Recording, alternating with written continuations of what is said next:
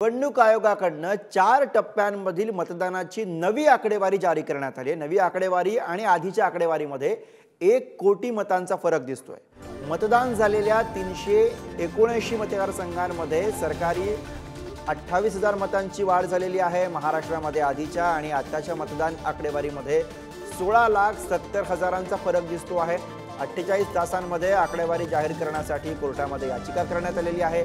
एका आठवड्यामध्ये आयोगाने उत्तर द्यावं असं सुद्धा यामध्ये सुप्रीम कोर्टाने म्हटलेलं आहे। सुप्रीम कोर्टाचे निवडणूक आयोगाला या संदर्भामध्ये हे थेट निर्देश।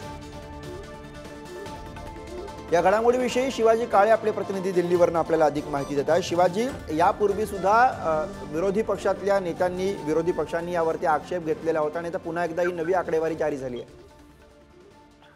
खरं जर पाहिलं तर गुरु ही सातत्यानं वाढ जी होत आहे ती नक्की कारण काय आहेत हे समोर आले नाहीये। मात्र जे पोस्टल वोटिंग असतं त्या पोस्टल वोटिंगची गणना होणं बाकी असतं, त्यामुळं ही वाढ झालेली आहे का या संदर्भात अद्यापपर्यंत सांगण्यात आलं नाही। मात्र जी कारणं आतापर्यंत निवडणूक आयोगाने दिलेली आहे त्यामध्ये हे एक प्रमुख कारण सांगितलं जात आहे। मात्र जर सरासरी 379 मतदारसंघामध्ये 4थ्या टप्प्यापर्यंत जे मतदान झालेलं आहे त्यामध्ये सरासरी प्रत्येक मतदारसंघामध्ये 28,000 मतांची वाढ झालेली आहे असं समजतंय। आणि महाराष्ट्राच्या अगोदरच्या आकडेवारीमध्ये आणि आताच्या आकडेवारी जर पाहिली तर 16,70,000 मतांचा एवढा मोठा फरक आपल्याला पाहायला मिळत आहे। एकंदरीत जर पाहिलं तर या संदर्भात आता अनेक राजकीय पक्ष देखील बोलताना पाहायला मिळत आहेत। मात्र या सगळ्यामधला जो फरक आपल्याला पाहायला मिळते कुठेतरी चिंतेची गोष्ट आहे, कारण भारतामध्ये आपल्याकडे ईव्हीएम मशीन्स आहेत। ईव्हीएम मशीन्स नंतर जेव्हा पोलिंग बूथ वरती सर्व पक्षाचे जे प्रतिनिधी असतात त्यांच्या सह्या घेतल्या जातात आणि पूर्ण जी आकडेवारी असते ती इलेक्शन कमिशनला पाठवली जाते। तरीही आकडेवारी सातत्याने ज्या पद्धतीने अपडेट होत आहे ती एक चिंतेची गोष्ट आहे। आणि वोटर टर्नआउट जे ऍप आहे त्याच्यावरती देखील ही आकडेवारी सतत बदलताना आपल्याला पाहायला मिळत आहे।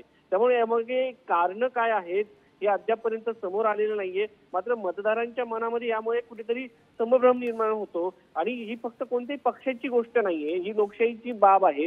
त्यामध्ये इंडिया आघाडी असो किंवा एनडीए असो या दोन्ही बाजूंनी या संदर्भात आता बोलायला सुरुवात झालेली आहे। नक्की ही आकडेवारी का वाढते आहे हा सगळ्यात मोठा प्रश्न आहे। आणि या सगळ्या आकडेवारीमध्ये जर आपण पाहिलं तर आंध्र प्रदेश असो याच्यामध्ये आंध्र प्रदेशमध्ये 4.2% वाढ झालेली आहे।